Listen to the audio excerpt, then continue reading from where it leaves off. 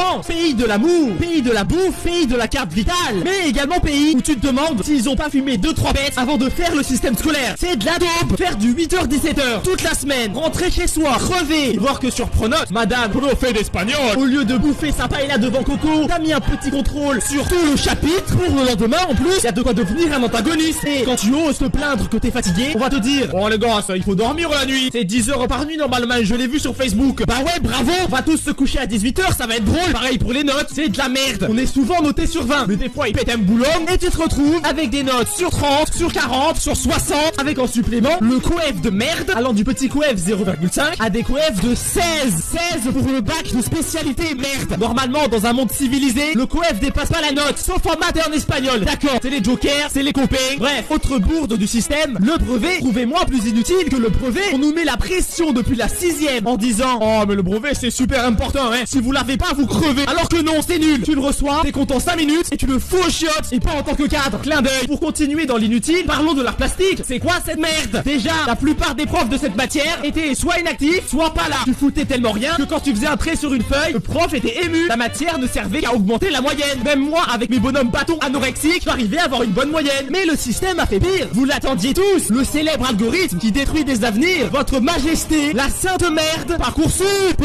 Chose rigolote, tout est dans le titre. Parcoursup supprime ton parcours scolaire. Il nous nargue en plus pour prouver une nouvelle fois que c'est de la grosse merde. Une meuf a envoyé sur Parcoursup une recette de cuisine à la place d'une lettre de motivation. Et elle a été acceptée dans une école. Y a un petit problème là, non? Il fallait me le dire que pour rentrer chez Google, il suffisait de faire un pomme bœuf bourguignon avec ses 40 fondant. Bref, j'ai aussi envie de râler sur la cantine, car c'est une vraie merde. Déjà, c'est pas bon, je vous apprends rien, mais s'il vous plaît, faites un effort sur le pain, merde. C'est de l'obsidienne le truc. C'est un parpaing. C'est un parpaing. Tu peux faire ton CAP maçonnerie avec, ou jouer à la pétanque avec les collègues.